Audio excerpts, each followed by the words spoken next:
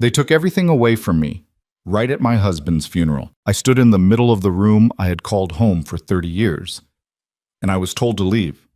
Not a stranger, not a thief, but my husband's stepdaughter, dressed in a shiny black mourning dress, holding a legal document like a weapon. She looked me straight in the eye and said, "This house is no longer yours." My husband had been dead for less than 2 weeks. His ashes were still on the mantelpiece. And I, the one who loved him, cared for him, built a life with him, suddenly became a stranger in my own home. If you want to know how I fought back, stay until the end. Like, subscribe to the channel and comment the name of the city you're watching so I know how far my story has come. Atibam Simran. My name is Evelyn Whitmore. I am 63 years old, and I want to tell you about the year I lost everything, and then found something I never expected to find. I need to start at the beginning, because if I don't, none of it will make sense. Not the betrayal, not the discovery, not the thing that Graham had been carrying in silence for longer than I had known him. Graham Whitmore and I met at a gallery opening in Ashford, Connecticut, on a rainy Thursday in October. I was 51, recently widowed myself, working as an interior consultant and trying to remember what it felt like to want things again. He was 58, broad-shouldered, silver at the temples, and he was standing alone in front of a painting of a winter coastline, holding a glass of wine he wasn't drinking. I noticed him because he looked the way I felt, present in the room, but somewhere else entirely.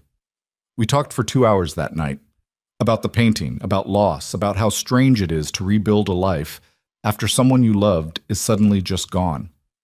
By the time the gallery closed, he had asked for my number, and I had given it to him without hesitating, which was not like me at all. We were married 14 months later. Small ceremony, a judge, a handful of friends. It was the second marriage for both of us, and neither of us wanted the performance of it. We just wanted the thing itself. Those 12 years were good ones, not perfect. Graham was private in ways that sometimes felt like distance. He had a study on the second floor that he kept locked when he was working, and he traveled frequently for business, real estate acquisitions, investment consulting, a portfolio that I understood in broad strokes but never in detail. He was generous with me and careful with information, which I accepted as a personality trait rather than a warning sign. We had our arguments, we had our silences, but we also had Sunday mornings and long dinners and the particular comfort of knowing someone would be there when you turned the light off. And then, 8 months ago, Graham collapsed in his office. The doctors said it was a cardiac event, fast, massive, and almost certainly painless. He was gone before the ambulance arrived. I got the call at 10:47 on a Wednesday morning, and I remember standing in the kitchen with my coffee cup still in my hand, not understanding what the words meant. "Mr. Whitmore, cardiac event. We're so sorry." I didn't cry right away. I just stood there for a very long time, holding that cup until the coffee went cold. Vanessa Whitmore was Graham's daughter from his first marriage. She was 41, 2 years younger than my own daughter from my first marriage, and she had never made her feelings about me particularly subtle. In the beginning, I had tried. I had genuinely tried. I invited her to dinners. I remembered her birthday. I asked about her work. She ran a small events consulting firm in Hartford, and I listened to the answers even when she gave them to the wall rather than to me. Graham had always explained her coolness as grief that never fully healed after her mother's death, and I had believed him because I wanted to believe that the distance between Vanessa and me was about pain, not malice. I know now that I was wrong about that. The week after Graham died, Vanessa arrived at the house with 2 rolling suitcases and the information that she would be staying to help with arrangements. I didn't argue. I was barely functional. I was moving through those days like I was underwater, doing what needed to be done because doing things was the only way I knew how to keep breathing. She arranged the funeral. She made the calls. She organized the flowers and the reception afterward with the kind of brisk competence that I was too hollowed out to question. People kept telling me how lucky I was to have her. I nodded. I thanked her. I didn't notice what she was also doing. She was going through his files. I didn't realize it until later, much later, when I started putting pieces together. But during that week while I was sitting with grief counselors and accepting casseroles from neighbors, Vanessa was methodically working through Graham's office. She told me she was organizing paperwork for the estate proceedings. She said it so matter-of-factly, so helpfully, that I never thought to ask what she was taking and what she was leaving behind. That was my first mistake. It would not be my last. The will reading was scheduled for 3 weeks after the funeral, in the offices of Hartwell and Breen, the estate law firm Graham had used for years. I put on a dark blue dress and drove myself there because Vanessa had said she would meet me there, and I didn't want to share a car with her anyway. Even then, even in my grief, something in me was braced. I didn't know what I was braced for. I just knew my body was holding tension it hadn't released since the phone call. The conference room had pale green walls and a long mahogany table and a view of the parking lot. Richard Breen, the senior partner, sat at the head of the table with a folder in front of him. He was a trim, serious man in his late 60s who had known Graham for over 20 years, and he nodded at me when I came in with an expression that I could not read. Vanessa was already there, seated to the right. She was wearing gray, a structured blazer, pressed trousers, a small gold pin on her lapel. She had brought a man I didn't recognize, someone she introduced as her financial advisor, which struck me as odd. Why would you bring a financial advisor to a will reading? I sat down across from her. She didn't look at me. Richard Breen opened the folder. He cleared his throat. "I'll read the document as written and then we can discuss questions," he said. He began with the business holdings. Graham's investment consulting firm, Whitmore Capital Partners, along with his 30% stake in a commercial real estate venture called the Ashford Development Group, both designated to Vanessa. I told myself that made sense. He had built those businesses before we married. I had no claim to them. Then Richard Breen continued. The family home, the house on Clearwater Drive that I had lived in for 12 years, that I had repainted and furnished and planted a garden behind, left to Vanessa, with a provision allowing me to remain as a resident for a period of 60 days. The investment accounts, a brokerage portfolio worth just under $2 million. To Vanessa, the artwork, the collectibles, specific heirlooms including a set of hand-painted china that Graham's own mother had left him, that I had wrapped carefully and displayed in the dining room cabinet for over a decade. To Vanessa. For me, a single savings account, $46,000, and a piece of jewelry, a pearl bracelet that Graham had given me on our wedding day. I sat very still. I could hear the ventilation system running through the ceiling. I could hear Richard Breen's voice and Vanessa shifting in her chair, and somewhere down the hall a phone ringing and then going quiet. "There must be an error," I said. My voice came out wrong, too thin. "Richard, there must be an error somewhere in the document." Richard Breen set the folder down and looked at me with an expression that I recognized now. He was bracing for this moment. "The document is as Graham prepared it," he said carefully. "I can give you time to—" He would not have done this. My hands were flat on the table. I could feel the surface of it, the grain of the wood, the edge where the mahogany met the frame. I pressed my palms down because I needed to feel something solid. He would not have left me 60 days in my own home. That doesn't make sense. We were married for 12 years, Richard. I understand this is— Breen. Vanessa's voice cut across the room like a ruler slapped on a desk. The document speaks for itself. I looked at her. She was watching me with an expression I had never seen on her face before. Not quite satisfaction, but something adjacent to it. Something composed and careful, like a person who is prepared for a conversation and is pleased that it's going more or less as planned. "Vanessa," my voice had gone flat. "Did you know about this?" "My father prepared his estate according to his wishes," she said. "That's what a will is." "That's not what I asked you." She looked down at the table and didn't answer. Something shifted in me then. Not grief. Grief I already had in abundance.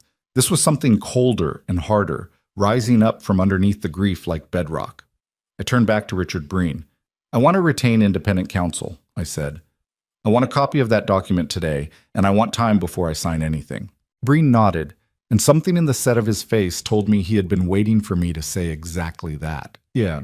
I drove home, still my home, still for 60 days, and I sat in the living room for a long time without turning on a light. The afternoon darkened around me. The house made its familiar sounds, the old radiator ticking, the draft at the base of the front door, the creak of the staircase that Graham had promised for 3 years to fix and never gotten around to. I thought about the man I had married. I turned him over in my mind like a photograph I was trying to find the right angle on. Graham was many things. He was private. He could be stubborn. He was not, in 12 years, demonstrative in the ways I would sometimes have preferred. He didn't say I love you easily, didn't reach for my hand in public, didn't talk about his feelings with any particular enthusiasm. But I had never believed him to be cruel. I had never believed him capable of this particular kind of cruelty, erasing me from the life we had built together and leaving it to his daughter to inform me of my erasure. It didn't fit. It did not fit the man I knew. Either I had been wrong about him for 12 years, which was possible, I had to hold that possibility, or something else had happened, something I didn't yet understand. That was the thought I went to bed with, and it was the thought I woke up with at 3 in the morning, unable to sleep, staring at the ceiling of the bedroom we had shared, turning it over and over. Something else happened. I retained an attorney named Patricia Oakes within the week. She had been recommended to me by a friend, a sharp, methodical woman in her mid-50s who specialized in estate disputes and had, according to my friend, an extraordinary talent for finding things that people had tried to bury. I liked her immediately. She had direct eyes and a habit of writing everything down, and she didn't soften her assessments to spare my feelings, which was exactly what I needed. "Tell me about your husband's final months," she said at our first meeting, pen in hand, legal pad in front of her. "Everything you observed, changes in behavior, habits, people he was meeting with, anything that felt off."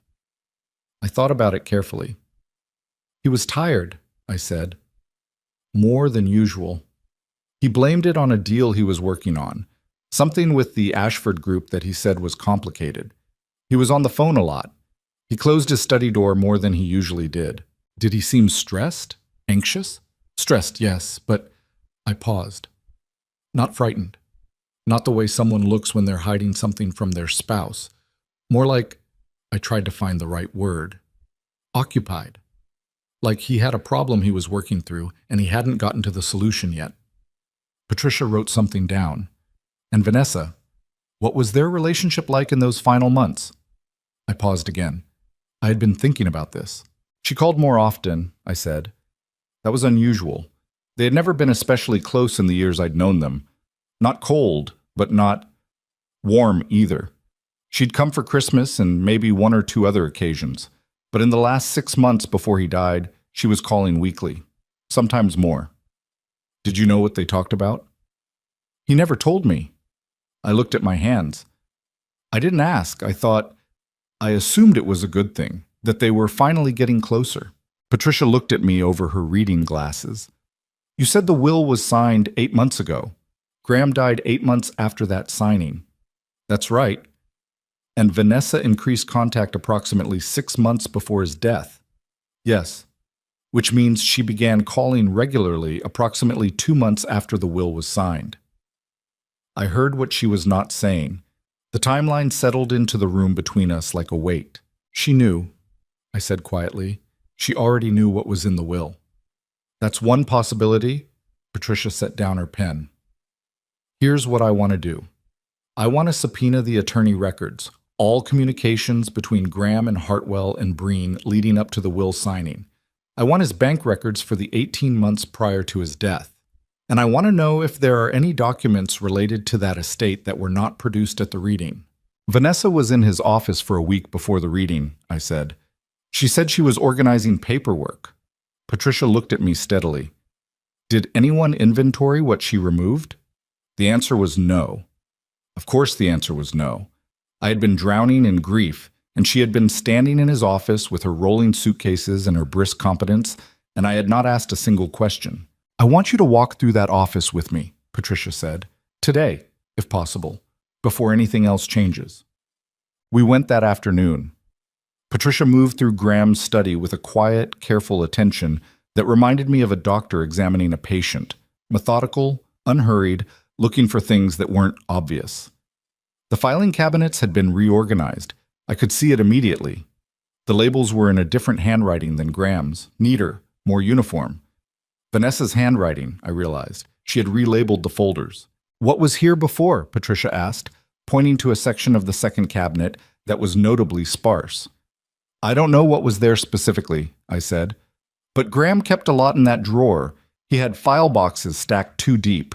They're not here now. Patricia photographed everything. She also found something I wouldn't have noticed on my own. At the back of the bottom drawer of Graham's desk, behind a false partition that fit so snugly I would never have known it was there unless I was specifically looking for it, there was a small space, empty, but with the ghost of something that had sat there, a rectangle of dust-free wood, the faint impression of corners. Something had been there, recently, and now it was gone. Vanessa took something from this drawer, I said. Possibly, Patricia said. She was photographing the empty space. Or Graham emptied it himself, we don't know yet. She straightened up. But here's what's interesting, Evelyn. People who have nothing to hide don't typically install false partitions in their desk drawers. I stood there looking at that empty space and I thought, Graham, what were you keeping? And why didn't you ever tell me? Mat. The weeks that followed were unlike anything I had lived through before, and I have lived through some difficult things. I moved through the house in a state of perpetual, low-level dread. My 60-day clock was running.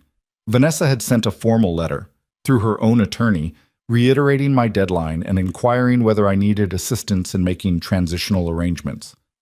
I did not respond to that letter. Patricia told me not to. My daughter, Marie, came from Portland to stay with me. She was 39, fiercely loyal, and furious in a way that helped me, because my own anger was still buried under layers of grief and bewilderment. She took your husband's will and turned it into a weapon, Marie said one evening, sitting at the kitchen table with a glass of wine. She was rotating slowly in her hands. That's what she did. She found out what was in it, and she spent the last year of his life making sure nothing changed. We don't know that for certain, I said. No, but doesn't it feel certain? It did. Even then, it felt certain. But feeling and knowing are different things, and I had Patricia working on the knowing. The subpoenaed records from Hartwell and Breen were slow to arrive. There were legal delays, procedural requirements, a careful dance of documentation that I didn't fully understand and had to trust Patricia to navigate. Meanwhile, I started going through what remained of Graham's papers myself. Not the office, which we'd already documented, but the other places he kept things. Drawers in the bedroom, a box in the closet shelf, an accordion file he'd stored in the garage that contained insurance documents and property records. It was in the garage on the third day of searching that I found the envelope. It was tucked inside a folder labeled Miscellaneous Correspondence between a water heater warranty and a folded map of a state park we'd visited in Vermont 5 years ago. A plain white business envelope, sealed, with no label on the outside except a single word written in Graham's handwriting, pending. I stood in the cold of the garage and held that envelope for a long time. My hands were steady. My breathing was steady. Everything inside me was not. I called Patricia before I opened it. She arrived within the hour. We sat at the kitchen table, and she put on gloves, actual evidence-handling gloves, which she had brought in her bag as a matter of habit, and she opened the envelope carefully. Inside was a single folded page, a letter, handwritten, in Graham's precise, slightly backward slanting script. Dated 11 months ago, 3 months before he died. Patricia read it first silently. Her expression did not change. Then she set it on the table between us and said, "Read this." I read it. It was a letter to a solicitor, not Hartwell and Breen, but a different firm entirely, one I had never heard of, named Ellison and Cross Associates, directing them to finalize the documentation on a secondary estate directive. The letter referenced several attached documents, which were not in the envelope. It referenced a trust vehicle. It referenced specifically the importance of ensuring the directive was registered and protected against any future challenge to the primary instrument. And it referenced by name someone called Liam Carter. I looked up from the page. Patricia was watching me.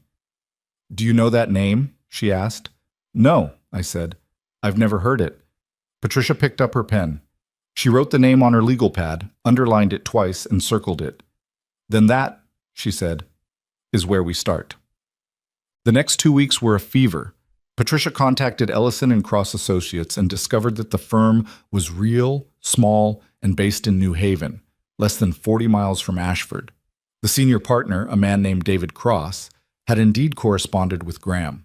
He confirmed the existence of a secondary estate directive.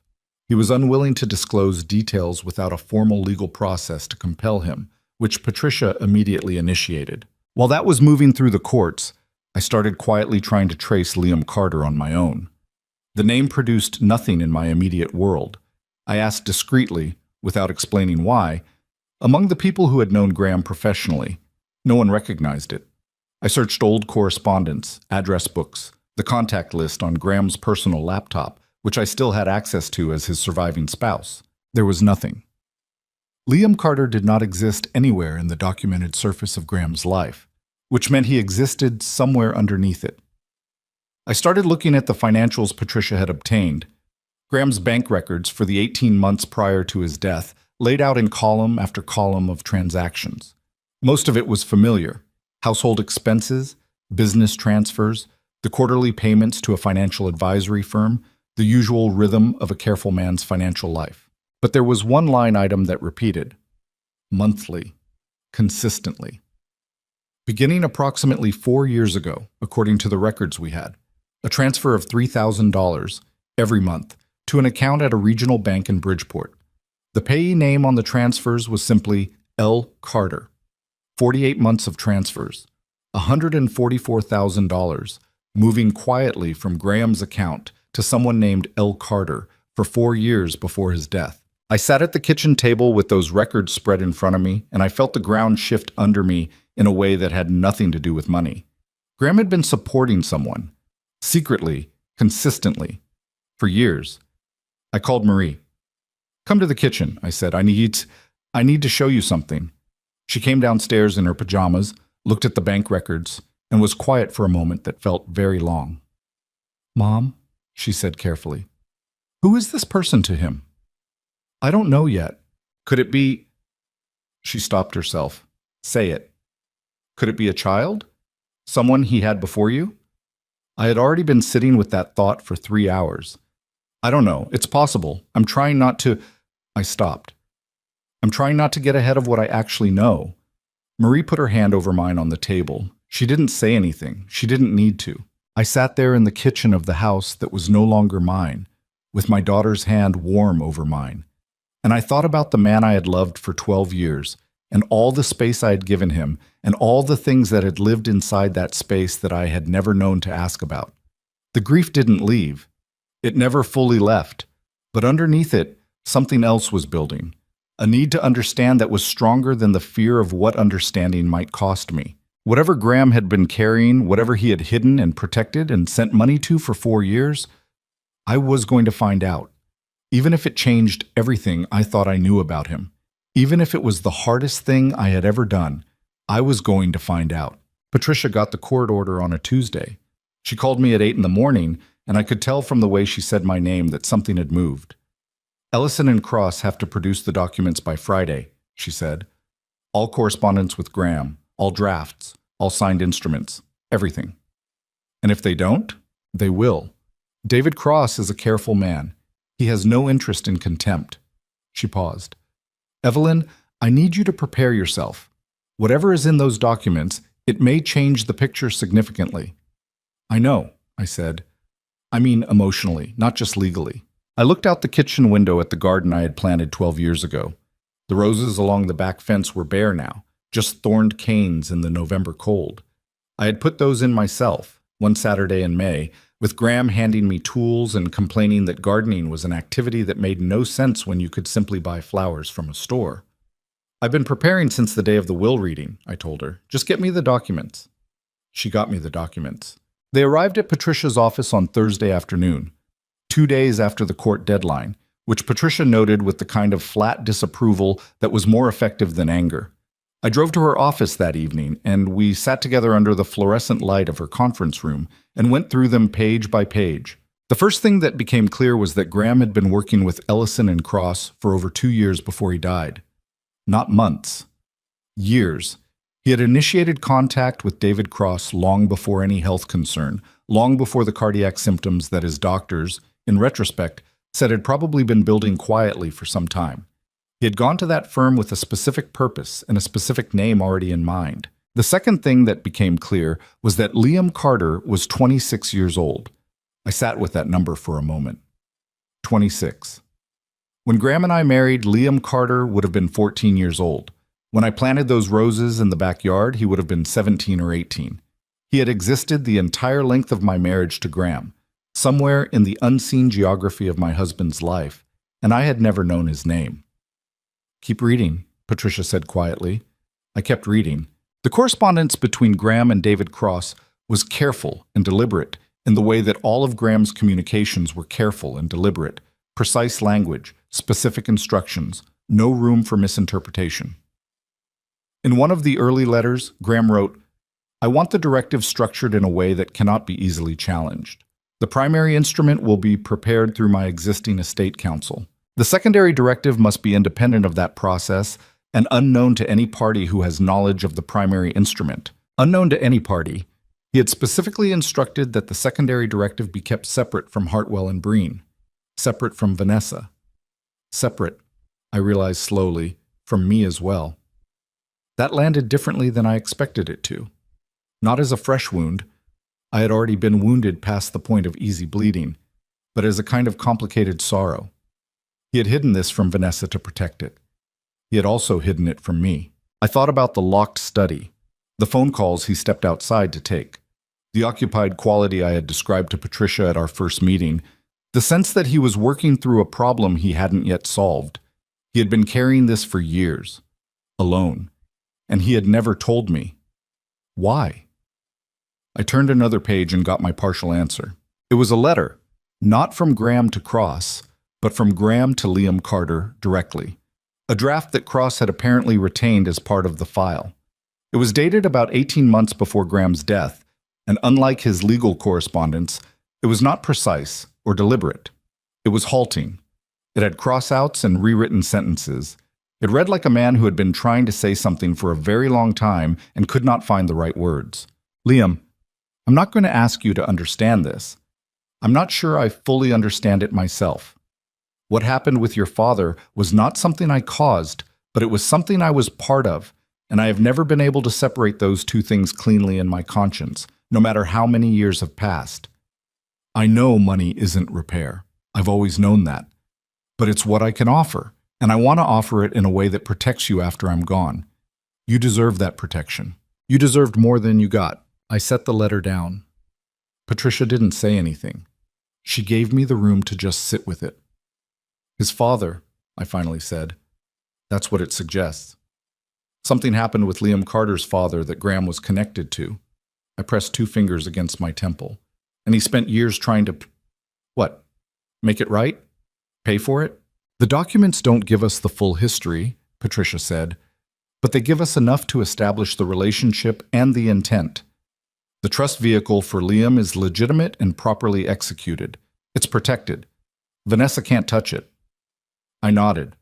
My mind was still back in that letter. You deserved more than you got. 12 words, and they told me more about the weight my husband had been carrying than 12 years of living beside him had. I wasn't angry at Graham in that moment. I want to be honest about that, because the easy version of this story would have me furious at him, at the secrecy, at being kept outside the walls of something so significant. But what I felt sitting in that conference room was closer to grief of a different kind. Grief for the version of him I hadn't been allowed to know. Grief for whatever had happened that was bad enough to haunt a careful, private man for decades. Grief for the fact that he had carried it alone when he didn't have to. He could have told me. I would have listened. I would have understood. But he hadn't. And now I was sitting in a lawyer's office, reading a draft letter to a young man I'd never met, trying to understand a husband I thought I knew 2 months after his death. That was its own kind of loneliness. I was still sitting with all of that when Vanessa called me the following morning. I almost didn't answer.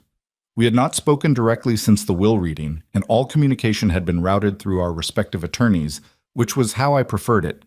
But something made me pick up, some instinct, or maybe just the fact that I was tired of being managed and filtered and kept at arm's length from the reality of my own situation. "Evelyn," her voice was its usual controlled register. "I understand your attorney has obtained documents from Ellison and Cross." "That's correct," I said. "I'd like to talk to you, without the lawyers." "I'm not interested in talking without the lawyers." A pause. When she spoke again, there was something underneath the control. Not quite nervousness, but a kind of calculation that was working hard to stay invisible. I think you may be building expectations around this situation that aren't going to serve you well. Whatever Graham was involved with, it doesn't change what the will says. You know about Liam Carter, I said. The silence that followed was just a beat too long. I know my father had an old financial arrangement with someone, she said finally. It was a personal matter that predates your marriage. It has no bearing. It has every bearing, I said. And you knew about it, didn't you? That's why you went through his office. You were looking for the Ellison and Cross correspondence. You wanted to make sure it wasn't in those files. That's not... Did you find it? Evelyn, did you find it, Vanessa? Because if you did, and if you removed documents from that office, that's not just a family dispute anymore. That's obstruction. Patricia's words, not mine. But I've come to trust her judgment. Another silence, longer this time. I could hear her breathing. You don't know what you're talking about, she said. Her voice had gone tight. You don't know what my father's life looked like before you came into it. You came in at the end, Evelyn. You had 12 years. I had my whole life. Then you should have been honest with him, I said, instead of spending the last year of it making sure the will stayed exactly where you wanted it. She hung up. I put the phone down on the kitchen counter and stood there for a moment, my heart going fast in a way it hadn't in weeks. Not from fear, from something more like the physical release of finally saying a true thing out loud to the right person. I called Patricia immediately and told her about the conversation. She confirmed she knew about the financial arrangement, Patricia said. Not confirmed, but she didn't deny it either. That's confirmation enough for my purposes. I could hear her writing. Evelyn, I need you to listen carefully. I'm filing a motion to compel disclosure of any documents removed from the estate property prior to the will reading. If Vanessa destroyed anything, that's a different problem. But if she has them, if she's been sitting on documents that are material to the estate proceedings, we can go after that directly. Can we prove she took something? We can prove the desk partition was there and empty. We can prove the filing cabinet was relabeled in her handwriting.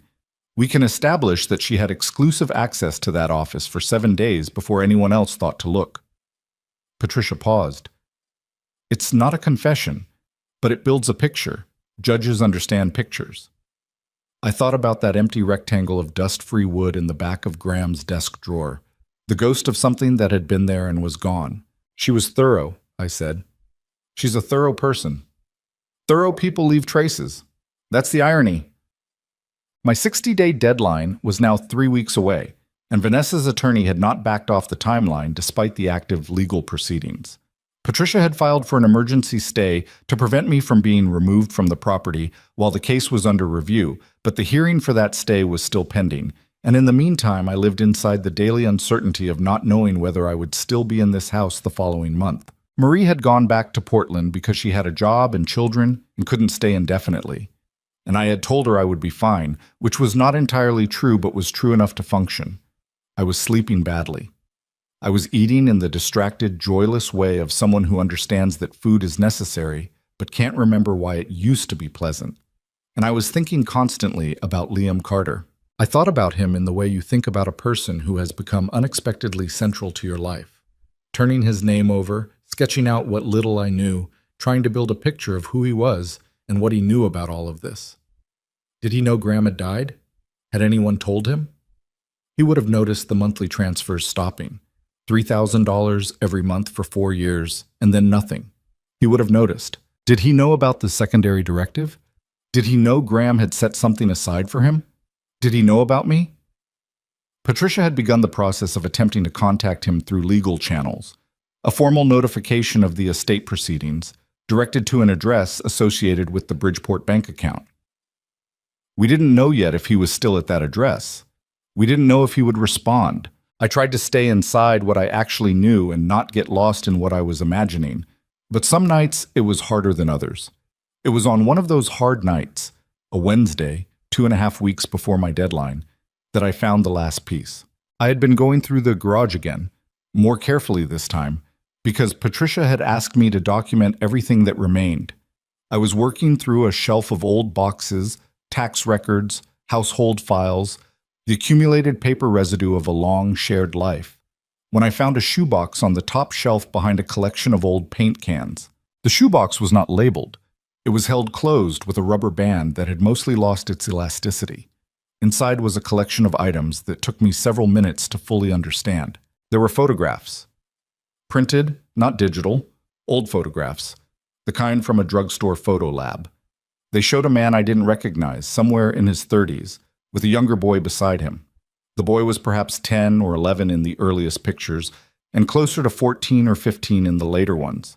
He had dark hair and the slightly cautious expression of a child who has learned not to trust the camera. There were letters in an unfamiliar handwriting, not the boy's, but an adult's. A woman. They were short, formal, almost bureaucratic in tone. Updates. Progress reports. School performance, health information, the kind of summary a caseworker might write, or a guardian. The letters were signed with initials only, MT. There was a newspaper clipping folded twice, beginning to yellow. I unfolded it carefully. The headline read, "Bridgeport man killed in warehouse fire. Arson suspected." The date was 16 years ago. The man's name was Daniel Carter. I sat on the cold concrete of the garage floor with that clipping in my hands and felt everything rearrange. Daniel Carter, Liam's father. Killed in a fire 16 years ago, when Liam would have been about 10 years old. Arson suspected. And Graham, private, careful, burdened Graham, had kept a shoebox of photographs and letters on a high shelf in the garage for all the years of our marriage, and had sent $3,000 a month to a bank account in Bridgeport, and had written to a New Haven attorney. What happened with your father was not something I caused, but it was something I was part of. Something I was part of. I don't know how long I sat on that floor. Long enough to go cold. Long enough for the garage light to click off on its automatic timer and leave me sitting in the dark with the newspaper clipping I couldn't see anymore, but could still feel in my hands. I was thinking about the word part. Not responsible for. Not I caused it. Part of. The careful distinction of a man who had lived for 16 years inside the specific space between guilt and culpability, trying to honor an obligation he had never been able to fully name. I thought about the locked study, the phone calls, the occupied expression I had read as stress about a real estate deal. He hadn't been stressed about a deal. He had been carrying a dead man's son for 16 years. Quietly, privately, with the same precise attention he gave everything in his life, and with a weight he apparently hadn't known how to share. I finally got up from the floor. I turned the light back on. I took the shoebox inside and set it carefully on the kitchen table, and then I called Patricia, even though it was past 10 o'clock. She answered on the second ring. "I found something," I said. "In the garage. A shoebox. There's a newspaper article about a man named Daniel Carter who died in a fire 16 years ago. And there are photographs of a boy who I think is Liam." Patricia was quiet for a long moment. "Evelyn," she said, "are you all right?" I thought about it. The honest answer was complicated. "I'm not all right," I said, "but I understand more than I did this morning, and right now that feels more important than being all right." "Bring everything to my office tomorrow. First thing." Another pause. "This changes the shape of the case significantly. If Graham witnessed something related to that fire, if his guilt was connected to the circumstances of Daniel Carter's death, that goes directly to why he structured the trust the way he did. And it gives us the narrative the court needs to understand the secondary directive. Will it be enough?" "It's a foundation," she said carefully. "We still need Liam. We still needed Liam." A 26-year-old man in Bridgeport who may or may not know that his entire financial future had been quietly arranged by the man who had spent 16 years trying to make right what he couldn't undo. I set the phone down and stood in the kitchen for a long time, looking at the shoebox, looking at the table where Graham and I had eaten 10,000 meals together, looking at the roses I could just see through the window in the dark. Bare canes, dormant, waiting for a spring they didn't know yet was coming. I thought, "Graham, I wish you had trusted me with this." And then, because I knew him, I thought, "You were trying to protect everyone at once. That's the thing about you. You were always trying to protect everyone at once." He had protected Liam. He had protected the secret. He had tried, in his way, to protect me from the weight of something he had decided was his burden to carry alone. He had just never accounted for Vanessa. The next morning, Patricia's office received a response from the address we had sent the legal notification to. Not from Liam himself, from an attorney in Bridgeport named Renata Wells, who identified herself as representing Liam Carter's interests in the matter of the Whitmore estate. Liam Carter knew about the secondary directive. He had known for some time, and he had, it turned out, been waiting. Not passively, not quietly. Renata Wells's letter was precise and pointed and referenced specific documents, documents that could only have come from Graham himself, or from a copy of the Ellison and Cross file that Graham had arranged to be delivered to Liam directly upon his death. Graham had told him, maybe not everything, but enough. He had made sure Liam would know what to do. I read Patricia's summary of the letter twice. Then I set it down on her desk and I laughed. A short, strange sound that surprised both of us, not because anything was funny, but because of the sheer, exhausted recognition of it. Of course he had. Of course Graham had been thorough even about this. Even in the arrangement of his own death, he had made sure the person he most wanted to protect would not be left without direction. The man I had loved for 12 years, careful to the end. Patricia looked at me over the letter. Renata Wells is requesting a formal hearing, she said. She wants the secondary directive entered into the proceedings and adjudicated alongside the primary will. And Vanessa? Doesn't know yet. A pause. She's going to find out soon. I nodded. My hands were steady on the desk. Whatever Vanessa had taken from that office, whatever she had found or not found or tried to bury, it hadn't been enough. Graham had been more careful than she knew. He had built something that didn't depend on a single hidden document or a single locked desk drawer. He had built something that had a human being on the other end of it, with his own attorney and his own knowledge and his own right to stand up in a courtroom and say, I exist. He chose me, and I'm not going away. I drove home that afternoon through the gray November afternoon, and I let myself feel, for the first time in weeks, something that was not purely grief or purely dread. It was a fragile thing. I didn't want to call it hope yet. Hope felt premature and breakable, but it was something. I pulled into the driveway of the house that was still, for 3 more weeks, technically mine. I sat in the car for a moment. Then I went inside and made tea and sat at the kitchen table with the shoebox in front of me, and I looked at the photographs of the boy, of Liam, growing up in pictures I had never known existed, watched over by a man who could not tell me why he needed to watch over him. I thought, I'm going to meet you. I thought, whatever comes next, I'm going to meet you. And I sat in the quiet of the house, with the tea going warm in my hands, and I waited for the world to move. The hearing for the emergency stay came through on a Friday morning, 12 days before my deadline. Judge Marianne Follett granted it, temporary, conditional, pending the outcome of the estate review, and Patricia called me with the news while I was standing in the grocery store parking lot, not quite sure why I'd driven there or what I'd meant to buy. You're not being removed from the property, she said. Not yet. Not until this is resolved. I leaned against my car and closed my eyes. The cold air came off the parking lot in waves. How long do we have? Realistically, the formal hearing on the secondary directive will be scheduled within the next 3 to 4 weeks. Renata Wells filed a motion yesterday that expedites the timeline. She wants this moving. So does Vanessa, I'm sure. Vanessa's attorney filed 3 objections this morning, Patricia said, and her tone was the dry, flat tone she used when she was telling me something that looked bad, but wasn't. That's not unusual. What's unusual is what they objected to. They're claiming the secondary directive is invalid on the grounds that Graham lacked testamentary capacity when it was executed. I stood up straight. They're saying he was incompetent. They're saying he was mentally diminished, that the directive was created under duress or confusion. A pause. It won't work. The Ellison and Cross records are comprehensive. David Cross is a careful attorney. He documented everything precisely because he anticipated this kind of challenge. But it tells us something. It tells us she's desperate, I said. It tells us she knows what's in the trust. I drove home instead of shopping. I sat in the driveway for a few minutes and thought about desperation. What it looks like on a person, how it changes the quality of their decisions. I had watched Vanessa across that conference room table and read her as composed, controlled, certain. But certainty and desperation are not opposites. You can be both at once. You can be absolutely certain that you deserve something and absolutely terrified that someone is going to take it from you, and that combination produces a particular kind of ruthlessness that I was only now beginning to fully appreciate. She had known about Liam Carter long enough to be afraid of him. That was the thing I kept coming back to.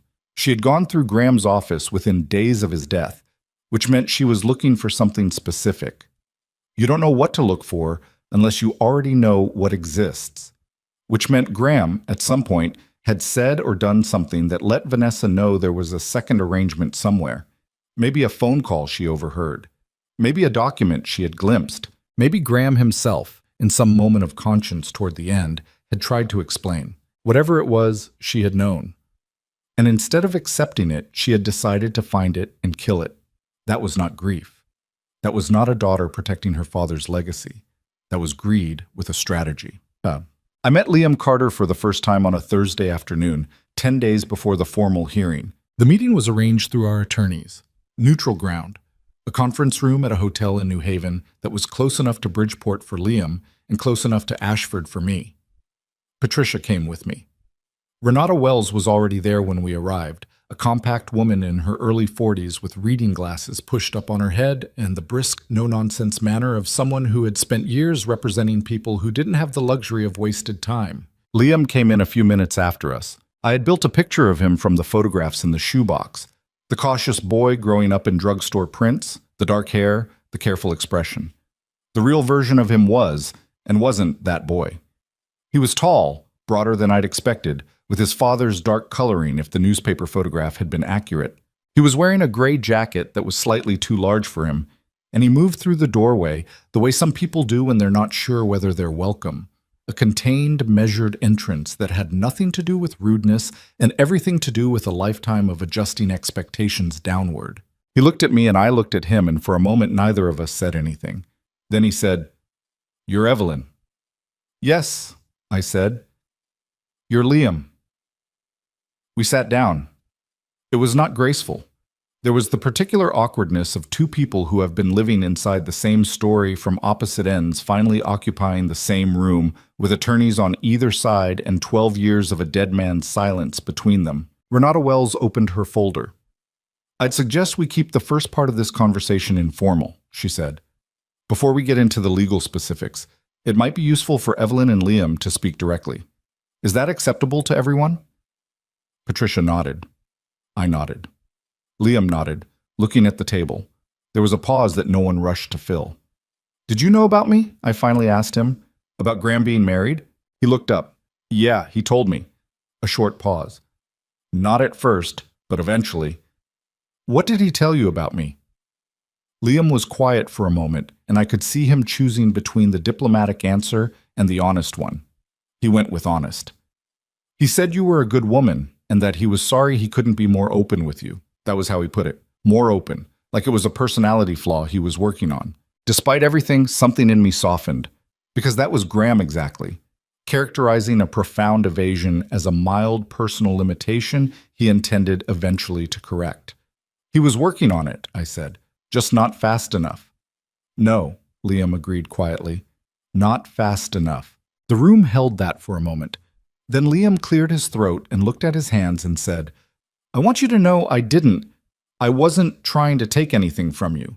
When Renata told me what was in the proceedings about how the estate was being distributed, He stopped. I almost didn't respond. I thought maybe it was better to just let it go. "Why didn't you?" He looked at me directly. He had very dark eyes, steady, and a little too old for his face. "Because he asked me not to. He wrote me a letter before he died. He said if anyone ever came at the trust from the outside, I should stand up and say my name. He was very specific about that. Stand up and say your name, Liam. Don't let them make you disappear again." The words hit me somewhere unprotected. I sat with them. "He said again," I said. "Yeah, because you'd already been made to disappear once." Liam was quiet. He looked back down at his hands. "I was 10 when my dad died. The fire investigation went nowhere. No one was ever charged with anything. And the people who might have known something about what actually happened." He stopped again. "They were the kind of people you don't push. My mom moved us to Bridgeport to get away from it. We were just gone. No one followed up. No one asked again." "And Graham," I said carefully. "What was his connection to your father?" He looked at me for a long time before he answered. "They were business partners," he said. "Small-time stuff. a warehouse operation in Westport. My dad was the working partner, say he ran the day-to-day. Graham was the money behind it. Mostly a silent investor. He paused. The fire happened during a contract dispute with another party. My dad was inside doing inventory. Graham wasn't there. He said the last sentence carefully. Not defensively, just carefully. But he knew the other party, I said. He'd introduced my dad to them, Liam said. He always believed, he told me this himself years later, that if he hadn't made that introduction, the dispute never happens. My dad never ends up in a room with those people. The fire never... He stopped. He exhaled slowly. He couldn't prove anything. The investigation didn't find anything, but he believed it, and he couldn't let it go. I thought about Graham's letter. Not something I caused, but something I was part of. I had turned those words over for weeks, trying to understand the precise moral architecture of them, and now I did. He had not lit the fire. He had not ordered anything, but he had set in motion a chain of events that he believed had killed a man, and for 16 years he had tried to balance that against a boy's future. That was the weight. That was what had lived in the locked study and the stepped outside phone calls and the occupied expression. Not guilt in the legal sense. Guilt in the human sense, the kind that doesn't resolve because there's no resolution available. Only the slow work of trying to do something useful with the wreckage. He told you all of this? I asked. Not all at once. Over years. He found us when I was about 16. Found my mom first, then me. She didn't want anything to do with him, but Liam shrugged, a gesture that tried to be casual and wasn't quite. I needed to understand what happened to my dad. He was the only person who would actually talk to me about it. We sat across from each other, the two people Graham had tried to protect, and I thought about how different our experiences of him had been. I had known him as a husband, present, private, careful with affection. Liam had known him as something harder to name, the man responsible for his father's absence, trying to become something useful. I didn't know which version of Graham was more real. Maybe they both were. He was not an easy man to know, I said finally. No, Liam agreed, but he was trying. We both sat with that. Then Patricia gently touched my arm, and we got back to the legal specifics, and the afternoon moved forward. The hearing was set for the third week of November, in the court of the Honorable Wallace Drummond of the Connecticut Probate Court. Patricia prepared me for it with the thoroughness of a coach and the realism of someone who had seen enough of these proceedings to know that preparation was not the same as prediction. Drummond is experienced and he doesn't like drama, she told me the morning before the hearing. He likes documentation. He likes clear chains of evidence. What we have is strong on documentation. The Ellison and Cross records, the bank transfers, the shoebox materials, Graham's correspondence with Liam. Renata Wells has Liam, who is a coherent and credible witness. What Vanessa has is a primary instrument and a testamentary capacity argument that isn't going to survive cross-examination of David Cross. What about the documents she took from the office? I asked. Can we prove she took them? We can't prove what specific documents she took, Patricia said. What we can prove is that documents existed and are now absent, through the photographs of the desk partition, through testimony about the cabinet state before and after her access, through the gap in the filing timeline. It's circumstantial. But circumstantial evidence has a way of accumulating. I nodded. My stomach was tight in the particular way of someone who has lived inside uncertainty for long enough that it feels almost normal. Almost. That evening, Vanessa's attorney sent a settlement proposal. I sat at the kitchen table with Patricia across from me and read it twice. It offered me the house. Ownership, uncontested, in exchange for dropping all challenges to the primary will and agreeing to accept the original inheritance figure. Patricia watched me read it. When I set it down, she said, "They're afraid." "They should be." "This is a real offer," she said carefully. "I want you to think about it. The house and $46,000 is not nothing, Evelyn. If the hearing goes wrong, if Drummond has questions about the secondary directive is valid," I said. "I believe it is, but courts are not always—" "It's valid," I said again, "and Liam deserves what Graham wanted him to have. I'm not settling something that isn't mine to settle." I looked at her across the table. "Send back a rejection." Patricia looked at me for a moment, then she wrote something on her legal pad. "All right," she said.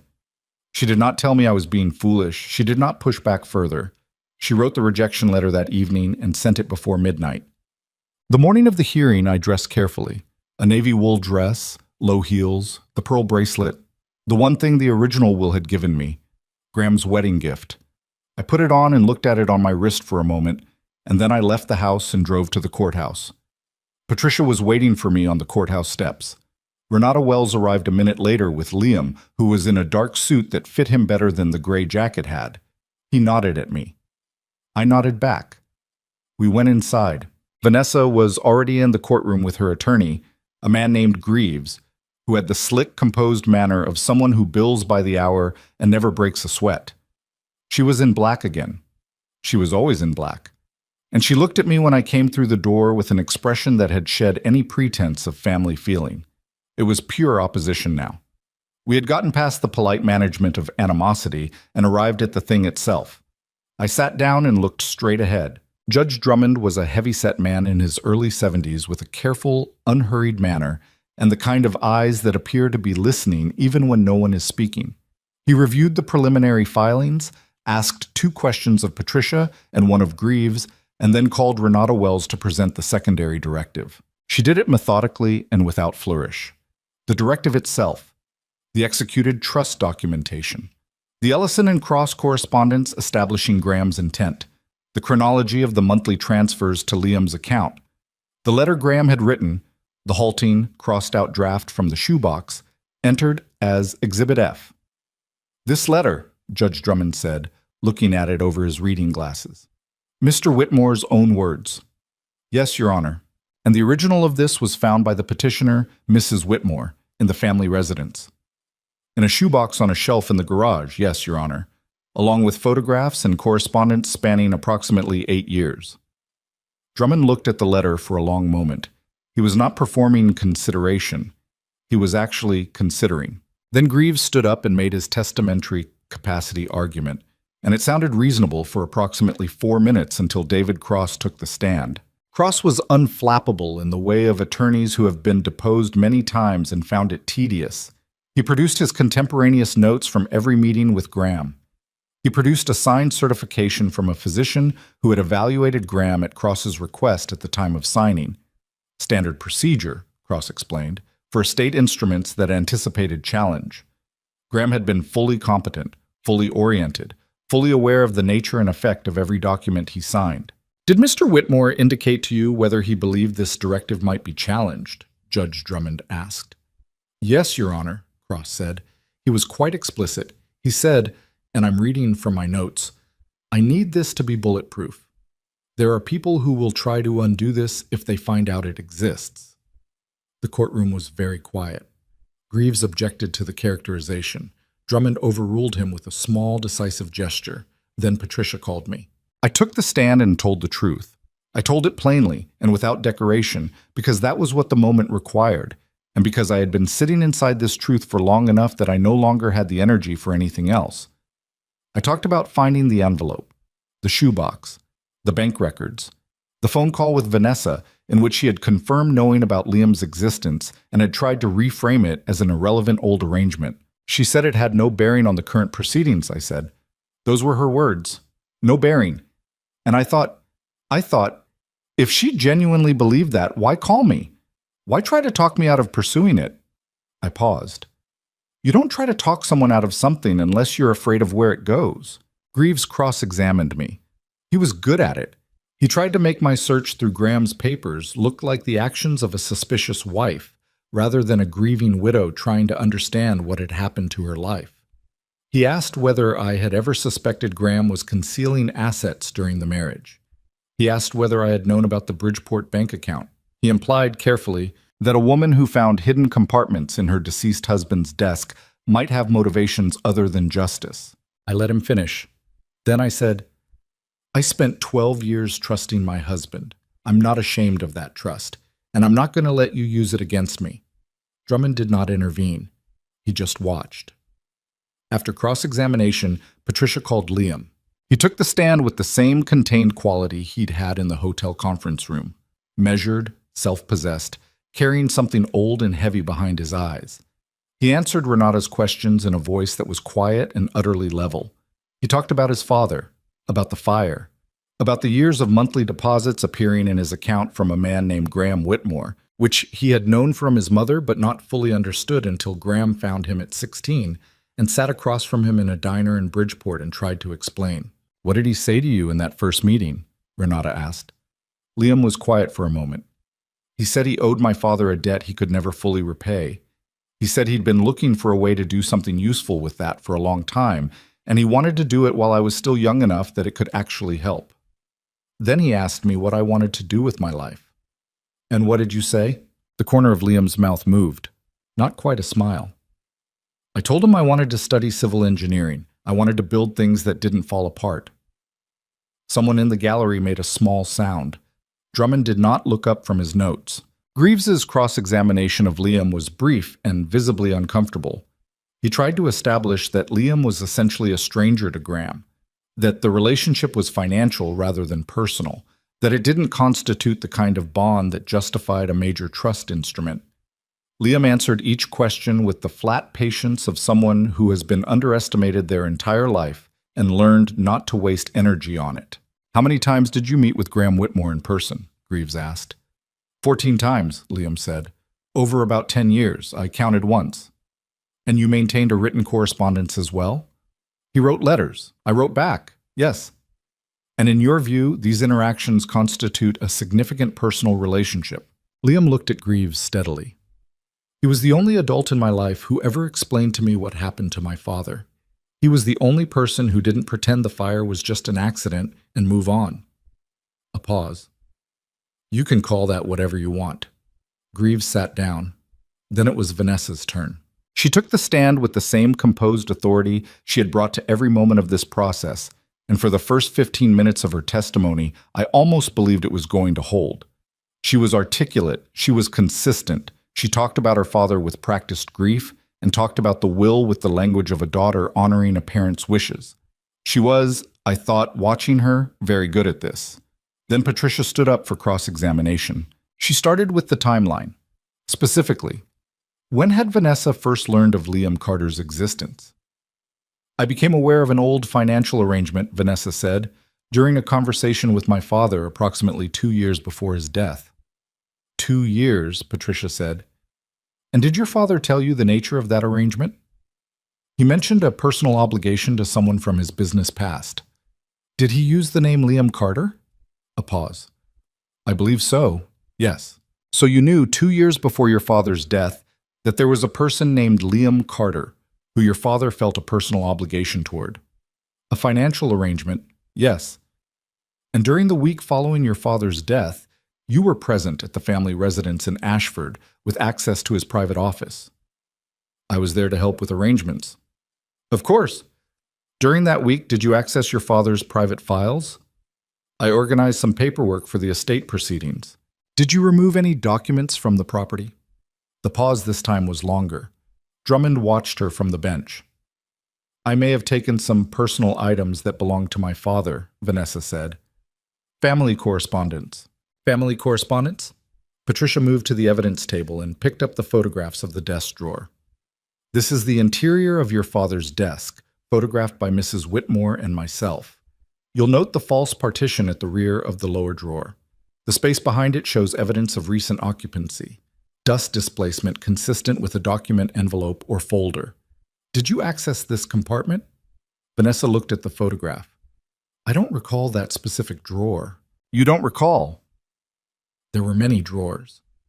"There were 5, Patricia said evenly. "Were you aware, when you were organizing your father's paperwork, that a secondary estate directive existed?" "I was aware of the old financial arrangement." "That's not what I asked. Were you aware of a formal legal instrument, a directive establishing a protected trust, separate from the will you had knowledge of?" Vanessa looked at her attorney. Greaves did not move. "I had reason to suspect," Vanessa said carefully, "that my father may have prepared something." "Yes. And that is why you accessed his private files within 48 hours of his death." "I was helping—" "You were looking," Patricia said, not loudly, flatly. "You had known for 2 years that there was someone your father felt obligated to. You knew that obligation might have a legal dimension. And so within 48 hours of his death, before anyone else thought to look, you went through his office. Greaves was on his feet, objecting. Drummond sustained it on the form, but the answer had already been given in the shape of Vanessa's silence, and everyone in that courtroom knew it. Patricia thanked her and sat down. I watched Vanessa return to her seat. She was still composed. She was still controlled. But something had gone out of the composure, some internal load-bearing element, and the structure of it looked different than it had an hour ago. Still standing, but you could see where it was going to fail. Drummond called a recess. I sat in the hallway on a wooden bench with Patricia beside me and Liam across the corridor with Renata, and the courthouse went about its business around us. Footsteps, echoes, the distant percussion of a door closing somewhere down a marble hallway. Liam caught my eye from across the corridor. He looked tired. He looked like someone who has been waiting a long time for something and is now in the final minutes of the wait and doesn't quite know what to do with himself. I understood that feeling completely. Patricia leaned close to me and said quietly, "Drummond's going to freeze the estate. I can see it. He's going to order a full review before anything gets transferred. And Vanessa? She's going to have to answer questions she doesn't want to answer." A pause. "There may be a referral." To whom? If he believes documents were deliberately removed to obstruct the proceedings, potentially to the state attorney's office. She said it quietly, without drama. "That's not my call. That's Drummond's."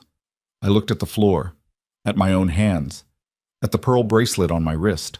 I thought about Graham writing that letter to Liam in his careful crossed-out handwriting.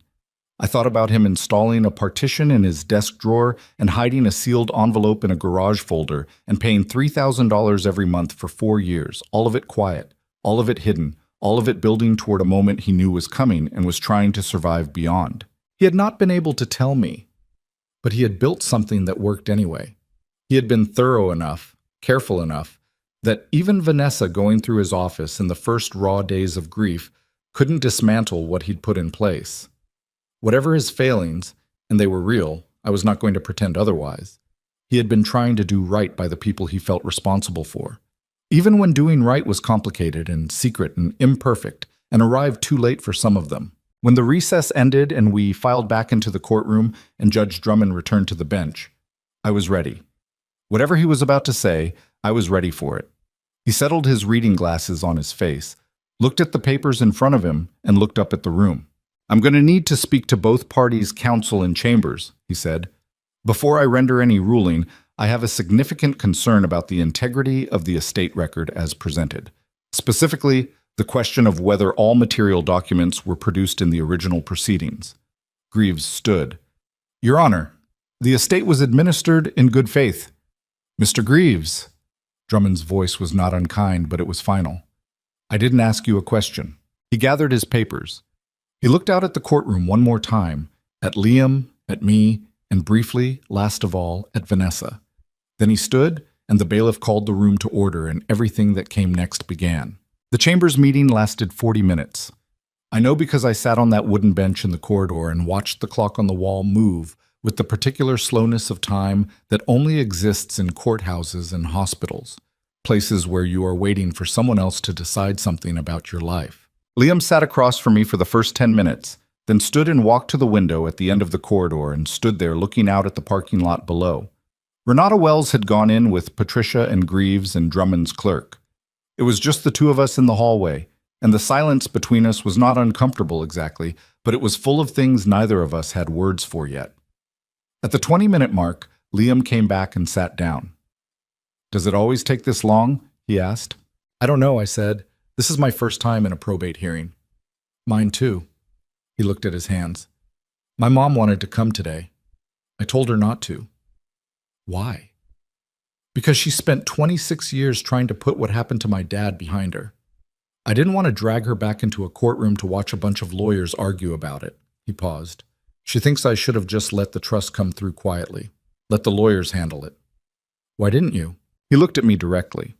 "Because Graham asked me not to. And because—" He stopped, tried again. "Because Vanessa tried to erase me. I don't know if you understand what that means, to be erased. To be the inconvenient part of someone's story that gets quietly removed. He looked back at his hands. I've been that my whole life. My dad died and the investigation went nowhere and we moved to Bridgeport and nobody said his name anymore. We were just gone, like we'd never been there. I sat with that. I understand more than you might think, I said. He glanced at me and something in his face acknowledged it. Two people who had been made to feel like footnotes in someone else's story, sitting on a courthouse bench waiting to be counted. We didn't say anything else. We didn't need to.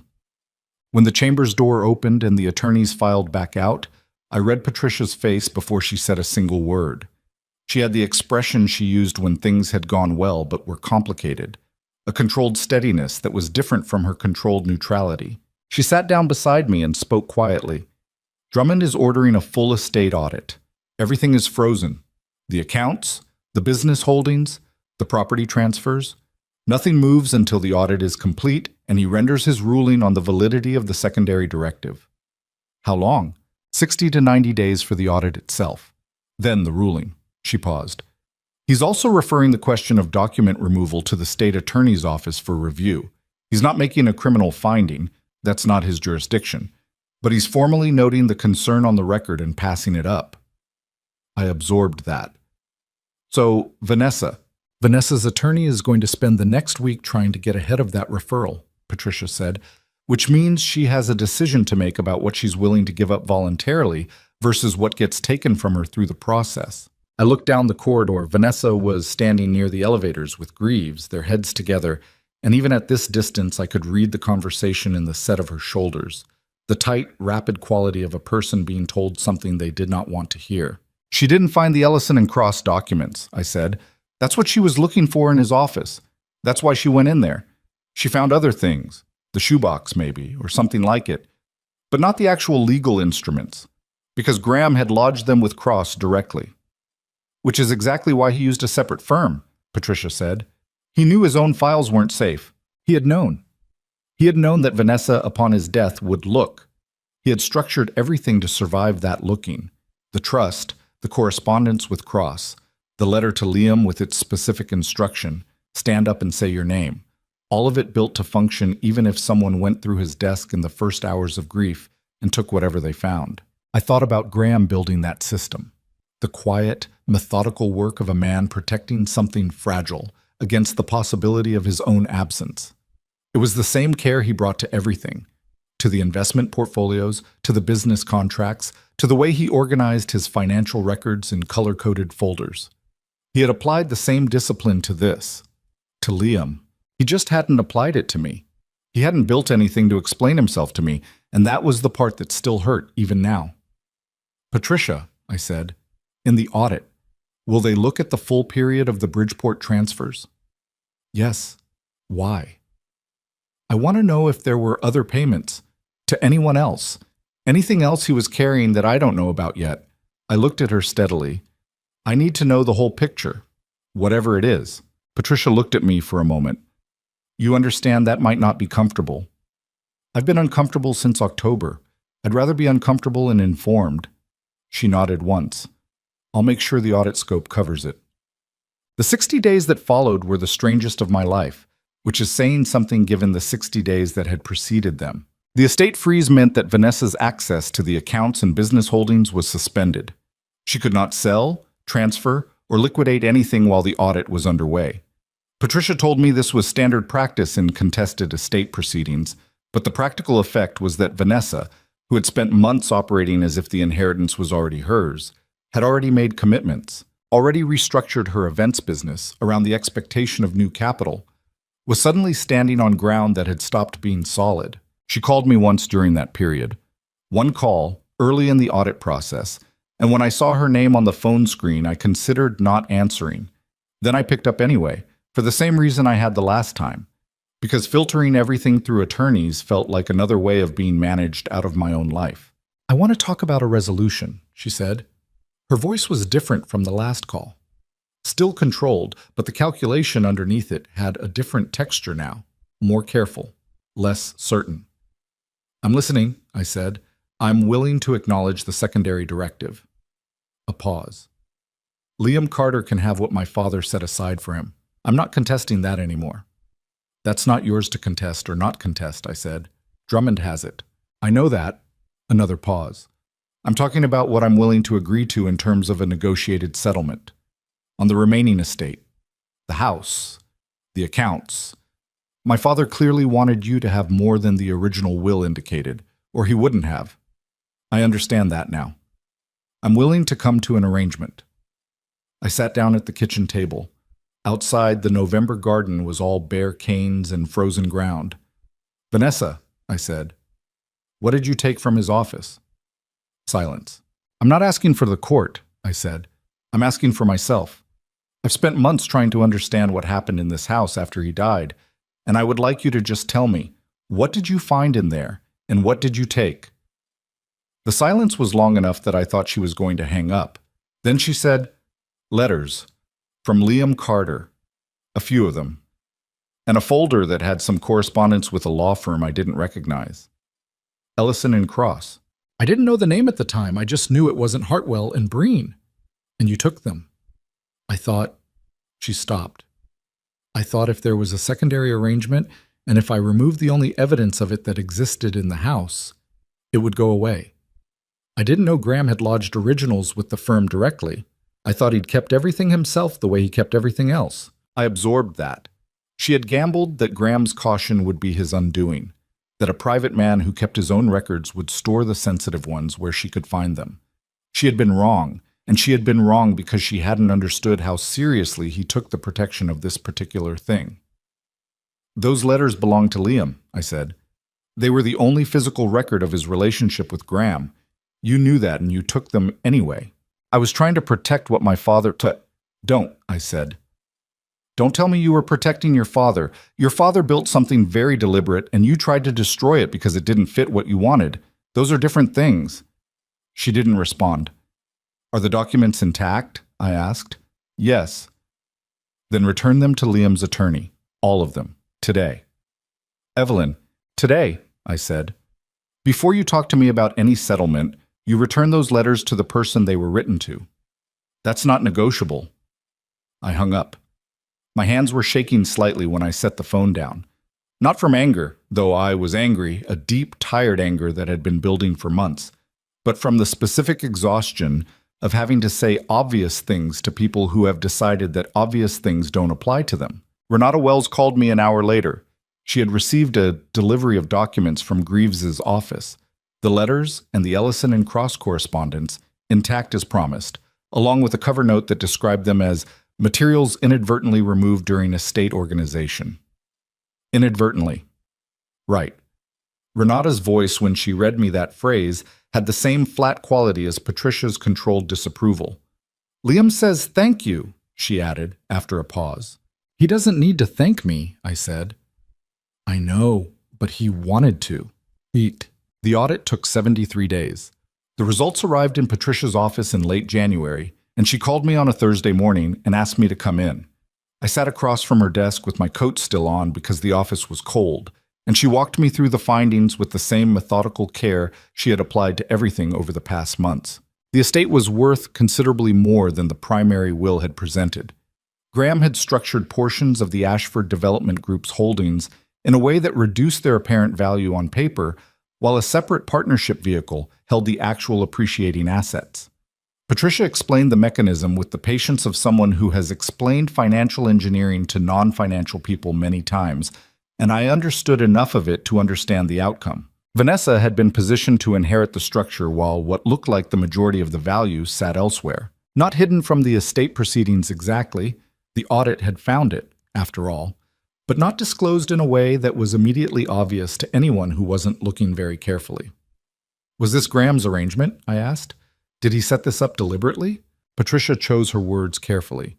The partnership structure predates the will by 4 years. Whether it was designed to be non-obvious is difficult to determine after the fact. She paused. What I can tell you is that the total estate value, properly accounted, is substantially higher than what was presented at the original reading, which changes the picture for the secondary directive significantly. The trust for Liam, properly funded, was now worth nearly 3 times what we had originally estimated.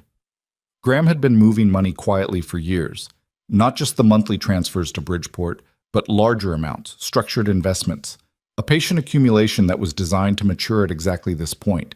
He had planned this meticulously, over years, with the same patient care he brought to everything. And Vanessa? I asked. The audit also found evidence of 3 wire transfers from one of the estate accounts, made in the 30-day period before Graham died. The amounts are significant, just under $200,000 total, moved to an account in Vanessa's name. Patricia held my gaze. Graham's signature is on the authorization forms, but the handwriting on those forms doesn't match his signature on the Ellison and Cross documents, which were signed 2 weeks prior. The room was very quiet. She forged his signature, I said. The state attorney's office will make that determination. Not me. Patricia set down her pen. What I will tell you is that Drummond has those transfer records now, and the handwriting comparison has been formally entered into the referral. I sat back in my chair. I thought about Vanessa in the weeks before Graham died, the increased calls, the concern she had performed so convincingly. I thought about her arriving at the house with her rolling suitcases within days of his death, her brisk efficiency, her helpfulness. She had been thorough, all right. Thoroughly thorough. And somewhere in that thoroughness, between the relabeled file folders and the removed correspondence and the wire transfers, she had overreached in a way that had left a forensic mark. Greedy people almost always overreach. That's the thing about greed. It has no natural stopping point. You take what you plan to take, and then you look around and there's more, and the logic that justified the first taking justifies the second, and then the third, and somewhere in there you cross a line you didn't realize you were approaching. What happens now? I asked. Drummond rules on the secondary directive within the next 2 weeks. Based on the audit findings, I believe he will validate it in full. The trust for Liam will be funded and protected. She paused. Separately, Greaves has indicated that Vanessa is open to a full settlement negotiation on the remaining estate in light of the audit findings. She doesn't want to go back into open court. She's trying to get ahead of the wire transfer issue, I said. She's trying to get ahead of several things simultaneously, Patricia said, which means, for the first time in this process, she needs us more than we need her. That sentence landed differently than I expected. I had spent months being the person who needed things, needed time, needed documents, needed a stay, needed validation. And now the architecture had shifted and I was sitting on the other side of it, and I felt not triumphant exactly, but something quieter and more complicated. I thought about what I actually wanted. Not abstractly, concretely. What did I need to walk out of this with? To feel like I had not lost the essential thing? The house. That was the center of it. Not the money, not the business holdings, not the principle of having been wronged and seeing it corrected, though all of those mattered. The house on Clearwater Drive where I had planted roses and hung paintings and built a life for 12 years. The house that still smelled like him in certain rooms on certain mornings when the light came through the bedroom windows at the particular angle it came through in January. That was what I needed. Tell Greaves I'll talk settlement, I said, but I'm not negotiating on the house. That's not on the table. Patricia wrote it down. She did not comment on whether it was strategically optimal. She just wrote it down because after 5 months of working together, she understood the difference between what was legally optimal and what a person needed in order to feel like their life was still their own. The settlement negotiation took 11 days. I did not attend the sessions. Patricia went, and Renata went for Liam's interests, and Greaves went with whatever remained of Vanessa's leverage, and they sat in a conference room and worked through it while I stayed home and waited. Patricia called me at the end of each day with a summary. The accounts were the first to resolve. The estate investment portfolio, once its full value was established by the audit, was substantial enough that dividing it didn't leave anyone with nothing. Liam's trust was ring-fenced and non-negotiable, which everyone had accepted. The remaining liquid assets were split in a way that Patricia described as fair, if not what Graham originally intended, meaning Vanessa got significantly less than the will had given her, and I got significantly more than $46,000. The business holdings were more complicated and took 3 days longer. Whitmore Capital Partners ultimately went to a managed dissolution. Neither Vanessa nor I wanted to run an investment consulting firm, and Liam had no interest in it. The proceeds would be divided per the settlement terms. The house was last. I know Patricia had expected Vanessa to fight harder on the house than she did. She had expected it to be the sticking point, the place where things might break down and return to Drummond's jurisdiction. But when the house came up on the final day of negotiations, Greaves apparently sat quietly for a moment and then said, "Ms. Whitmore accepts the Clearwater Drive property, transferring to Mrs. Whitmore in full. No conditions." Patricia told me this on the phone that evening, and she said it without inflection, but I could hear the shape of her surprise. "Why?" I asked. "I think," Patricia said slowly, "that she's realized the wire transfer issue makes her position on everything else untenable. She's accepting terms she might otherwise fight because she needs goodwill. She needs the settlement to close cleanly before the state attorney's office moves further." I stood in the kitchen of the house that was, as of that phone call, mine. Fully and uncontestably mine. The radiator ticked. The draft moved under the front door. The house made its familiar sounds around me. "It's done?" I asked. "Pending Drummond's signature on the secondary directive ruling, which I expect within the week, and the state attorney's process, which will move on its own timeline regardless of the settlement." Patricia paused. "But for your purposes, yes, Evelyn, it's done." I sat down at the kitchen table. I didn't cry. I had expected to cry, had almost been braced for it, but what came instead was a kind of exhausted stillness, like a person who has been holding something heavy for a very long time and has finally been allowed to set it down. Not relief, exactly. Something more complicated than relief. I thought about Graham. I thought about the man who had sat across from a grieving 10-year-old boy in his memory and decided he was responsible for that grief. The man who had paid that responsibility forward for 16 years in the only way he could find to do it. The man who had been private and careful and imperfect, and had kept too much to himself for reasons that were partly conscientiousness and partly something I would probably never fully understand. He had not been able to protect me from this. He hadn't accounted for how completely Vanessa would move against me, hadn't built anything to explain his own heart to me the way he'd built the trust to protect Liam. That was a failure, and I was not going to pretend it wasn't. But he had also, in his way, left enough of himself in the world that the truth could be found. The letters. The shoebox. The careful parallel legal architecture that he'd built with David Cross over 2 years of quiet work. He had left evidence of who he actually was, even if he hadn't left me the words. I had found the words myself, in pieces, over 5 months, in a probate court and a hotel conference room and a garage in November. They were not the words I would have chosen, but they were true, and they were his. That was going to have to be enough. I had decided, somewhere in the long middle of all this, that I was not going to let the things I didn't get eclipse the things I did. I had 12 years with a man who loved me in the ways he was capable of loving. I had a house. I had a daughter who had flown across the country to sit at my kitchen table when I needed her. I had, unexpectedly, a young man named Liam Carter, who had stood up in a courtroom and said his name because a dead man had asked him to. That was not nothing. That was, in fact, quite a lot. I sat in the kitchen until the light changed and the room went dim around me. And then I got up and turned on the lamp above the table and made tea and stood at the window looking out at the bare winter garden, thinking about spring, about the roses coming back. They always came back. Outside, the yard was dark and cold and empty-looking, but underneath the frozen ground, in the roots of everything I had planted, something was holding, waiting. Judge Drummond's ruling on the secondary directive came on a Wednesday morning in the first week of February, 8 days after the settlement was signed. Patricia called me at 9:15. I was in the garden, of all places, standing in the cold with a pair of pruning shears, cutting back the dead canes on the rose bushes, because I had needed something to do with my hands that morning, and the garden had been waiting for me. "It's validated," she said. "Full validation. The trust is protected and funded. Drummond's language is unambiguous. He specifically notes that the secondary directive reflects Graham's clear and documented intent, executed with proper capacity and independent counsel, and that any challenge to it was without merit."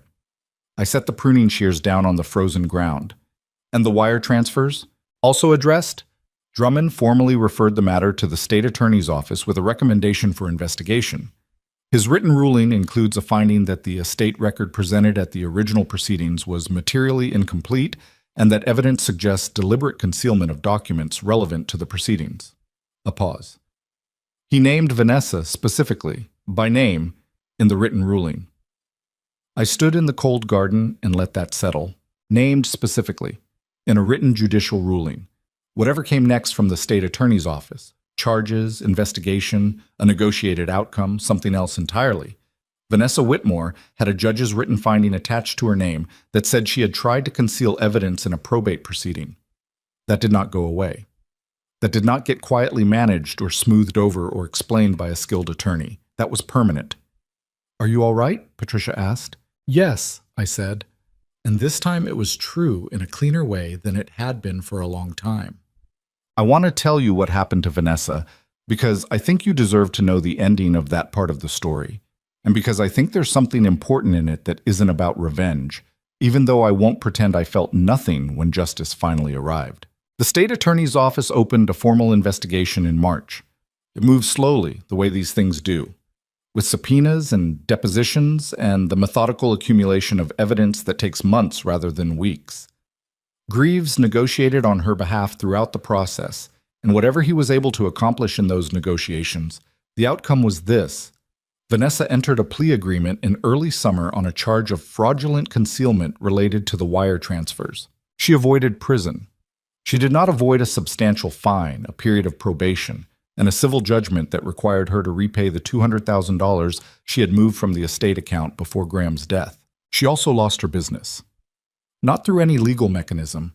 The events consulting firm wasn't touched by the proceedings directly, but when the plea agreement became part of the public record, 3 of her 4 major corporate clients terminated their contracts. The 4th followed 6 weeks later. By August, she had closed the firm. I heard this from Patricia, who heard it through professional channels. I did not feel satisfaction when I heard it. I want to be honest about that. What I felt was something more like the particular sadness of watching a person destroy themselves with their own choices. Because no one had made Vanessa go through Graham's office in the first 48 hours after his death. No one had made her remove those letters or forge those transfer authorizations. She had looked at her father's estate and decided that whatever Graham had chosen, whatever he had wanted, she was entitled to override it. She had made that decision with full awareness, and it had cost her everything she was trying to protect. That is not a comfortable moral. It would be easier if I could tell you that Vanessa was a monster from the beginning, that there was never anything redeemable in her, that her fall was the clean and satisfying fall of a cartoon villain. But I knew this woman for 12 years. I had sat across from her at Christmas dinners and tried to find a way to reach her, and failed. She was not a monster. She was a person who had decided, at some crucial turning point, that she deserved something, and that deserving it was sufficient justification for taking it by any means available. That turning point is available to all of us. The difference between the people who take it and the people who don't is not always as large as we'd like to believe. What I can tell you is this. You do not get to steal what grief makes you feel entitled to. You do not get to erase people because their existence is inconvenient to your inheritance. And the dignity of an older woman, her right to the home she built, the life she earned, the security she was promised, is not a negotiable line item that a stepdaughter gets to write out of a will because the math works better for her that way. That is not how it works. That is not how any of this is supposed to work. I spent 5 months learning that lesson from the inside, and I am telling you it cost me more than I can fully account for. The sleep, the fear, the specific degradation of being made to feel like an afterthought in your own life. No one should have to fight that hard to be seen. No one. Drummond's ruling was final on a Thursday. On Friday, I called Liam. We had exchanged a few texts since the hearing. Brief, practical communications routed through the attorneys for the most part, with the occasional direct message when something was urgent. But we had not had a real conversation since the hotel conference room in November, and I had been thinking about him in the weeks since the settlement, wondering how he was processing all of it. He picked up on the 3rd ring. Evelyn. Liam. Have you heard from Renata? Yeah, this morning. A pause. It's real, isn't it? It's actually done. It's done, I said. He was quiet for a moment, the kind of quiet that isn't empty. I've been trying to figure out what to do with it, he said finally. The trust, the money, what Graham actually set aside. Another pause. It's a lot. I mean, I knew there was a trust. I knew it was substantial, but when Renata showed me the actual figure after the audit, he stopped. It doesn't feel real. What does it feel like? Like something I don't know what to do with. He sounded younger than his 26 years in that moment. Not naive, but genuinely uncertain in the way that people are when something they needed very badly actually arrives. He gave me enough to finish my engineering degree without debt, enough to actually start something. A long pause. I keep thinking about him sitting across from me in that diner when I was 16, asking me what I wanted to do with my life. I was so angry at him back then. I wanted to throw the question back in his face. Because what kind of question is that to ask a kid whose dad is dead? What did you do instead? I answered it, Liam said, because I'd never had an adult ask me that question like they actually wanted to know the answer, like it mattered. A pause. So I told him, and then he nodded, like I'd confirmed something he'd been thinking. And then he ordered pie and we talked about civil engineering for an hour. I laughed. A real laugh. Surprised out of me. That sounds exactly like him. Does it? He had this way of asking a question and then just waiting, like he had all the time in the world, like your answer was the most important thing happening in that moment. I paused. He didn't do it often enough, but when he did, you felt it. Liam was quiet again. Then, I never got to tell him thank you. He died before I figured out how. He knew, I said, and I believed it when I said it, not as comfort, but as fact. Graham had been a careful reader of people. He would have known.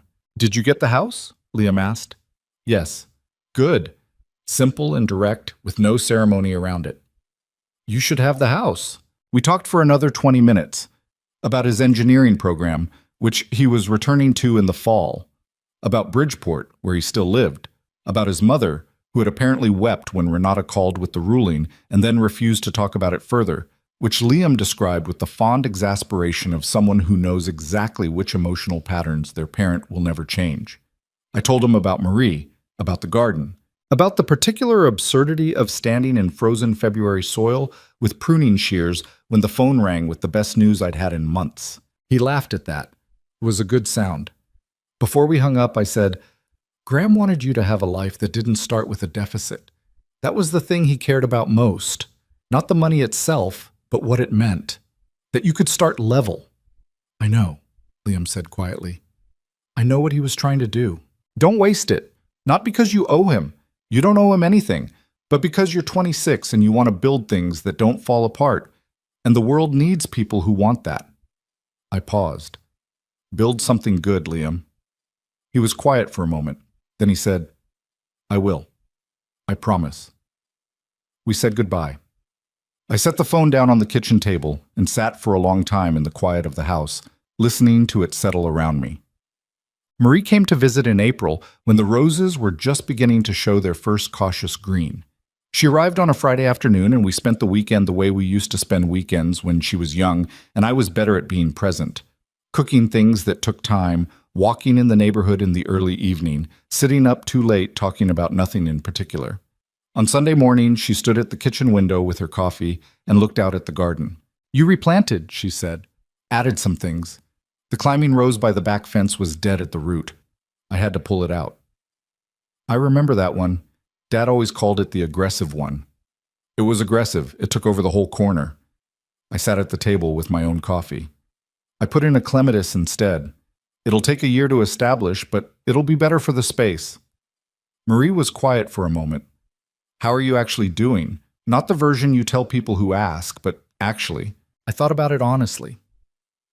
Some days are hard, I said. I still reach for him. I'll think of something I want to tell him and then remember, and that part doesn't get easier. It just gets more familiar. I looked at my coffee. But I'm not afraid anymore. That's the thing that changed. For 5 months, I was frightened all the time. Of losing the house, of losing the case, of finding out something about Graham that I couldn't live with. And now the fear is just gone. Whatever I was afraid of finding, I found it, and I'm still here. Marie turned from the window and looked at me. He should have told you about Liam. Yes, I said, he should have. It wasn't fair to keep that from you. No, it wasn't. I paused. He was protecting something he'd been protecting for a long time, and I think he convinced himself that keeping it separate was the same as keeping it safe. He was wrong about that. But I don't think he meant it as a betrayal. I think he was just limited in that particular way. You're being generous. I'm being accurate, I said. There's a difference. He wasn't a saint, and I'm not pretending he was, but I lived with him for 12 years, and I knew him well enough to know the shape of his limitations. This one was about carrying things alone. He'd been doing it so long he didn't know how to stop. Marie sat down across from me. She wrapped both hands around her mug. I hated him for a while. After the will reading, when you told me what had happened. I know. I wanted to, I don't know, undo the 12 years, decide it had all been wrong from the beginning.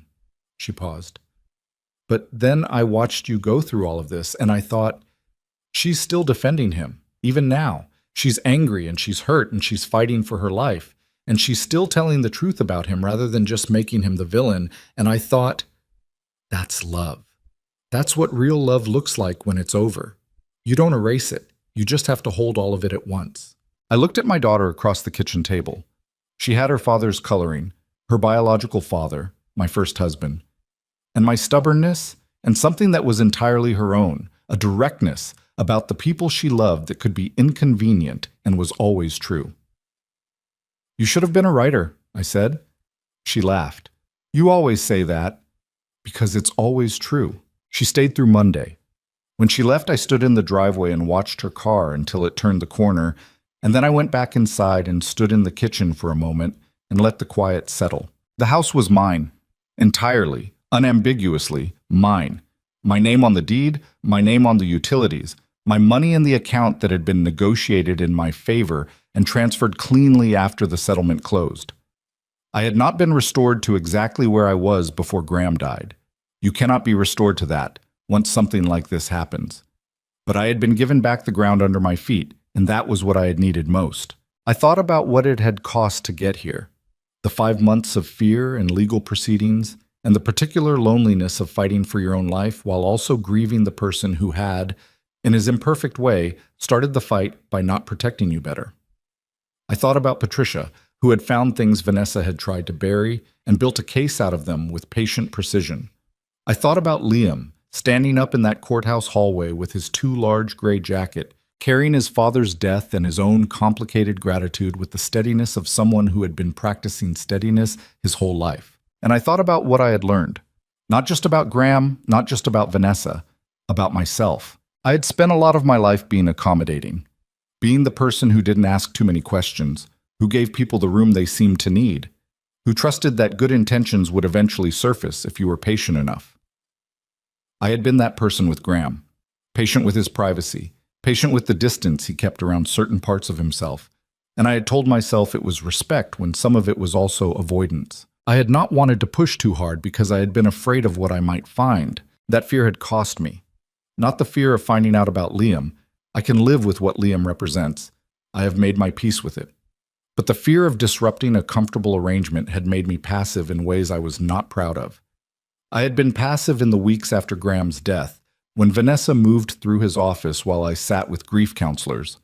I had been passive when people told me how lucky I was to have her there, and I nodded and thanked them instead of asking what she was doing. Passivity is not peace. I know that now with a certainty that comes from having paid for the lesson. There is a difference between choosing to trust and choosing not to look, and I had sometimes confused one for the other. An older woman, any person, does not preserve their dignity by making themselves easy to manage. You preserve it by staying awake, by asking the questions that feel uncomfortable, by refusing to be moved out of your own life by people who are counting on your willingness to accommodate them. That is not cynicism. It is not the lesson that you should live in suspicion of everyone you love. It is the lesson that love, real love, love that deserves the name, does not ask you to make yourself small enough to disappear. The moment someone in your life starts treating your existence as an inconvenience to be managed, that is the moment to stop accommodating and start paying attention. I paid attention eventually, months late and at enormous cost, but I paid attention, and I am telling you, do not wait as long as I did. But in June, I received a letter from Liam, an actual letter, handwritten on plain notepaper, which told me something about him, because almost no one under 30 writes physical letters anymore. And the ones who do are usually people who learned the value of something permanent on paper from someone who did it themselves. Graham had written him letters for years. Of course, Liam wrote letters. It was not long, half a page. He wrote that he had registered for his final year of engineering school in the fall. He wrote that he had put a portion of the trust toward a small apartment in New Haven, near the university, near Ellison and Cross, near the courtroom where his name had finally been said out loud and not erased. He wrote that his mother had, for the first time in 26 years, put a photograph of his father on the mantelpiece in her living room. He wrote, "I think she was waiting until it was safe to remember him properly. I think she needed someone to have acknowledged that what happened to him mattered, and now someone has. The photograph has been there for 3 weeks. She hasn't moved it. I read that paragraph 4 times. Then I wrote back. I told him about the clematis. I told him about Marie's visit and the Sunday morning conversation at the kitchen table. I told him that there was a photograph of Graham in the hallway of the house, at his desk, laughing at something off camera, taken years before I met him, that I had considered taking down in the worst months of all of this, and had not. Because it was true, and because truth, even when it's complicated and imperfect and comes with parts that hurt, deserves to stay on the wall. I told him that whatever Graham had failed to say to the people he loved, he had tried to say in actions. That the trying was real even when the saying wasn't. That some people communicate in letters, and some in phone calls, and some in monthly bank transfers and hidden legal instruments and carefully built trust vehicles that survive them by decades. And that all of those are, in their way, attempts at the same thing. I told him to build something good. I told him I meant it. I sealed the envelope and walked to the mailbox at the end of the driveway, in the warm June afternoon, with the roses behind me in full bloom. The aggressive one gone now, replaced by the clematis that was, in its first cautious season, beginning to climb. I stood at the mailbox for a moment before I put the letter in. Somewhere in Bridgeport, a woman had put a photograph on her mantelpiece. Somewhere in New Haven, a 26-year-old man was registering for classes that would teach him how to build things that held. In Hartford, a woman who had tried to erase everyone inconvenient to her story was learning, slowly and at great cost, that other people's stories do not disappear just because you stop looking at them. And here, in Ashford, Connecticut, in the house on Clearwater Drive, my house, mine entirely, with my name on the deed and my roses in the garden, and my daughter's number in my phone and Patricia Oakes's card in the drawer in case I ever need her again. Here, a 63-year-old woman was putting a letter in a mailbox and learning, finally, at the age when some people think you stop learning things, what she was actually made of. I am made of more than I knew. That is the thing I want you to take from this, more than anything else. More than the legal outcome, more than the settlement, more than the satisfaction of watching the truth surface after everything that was done to keep it buried.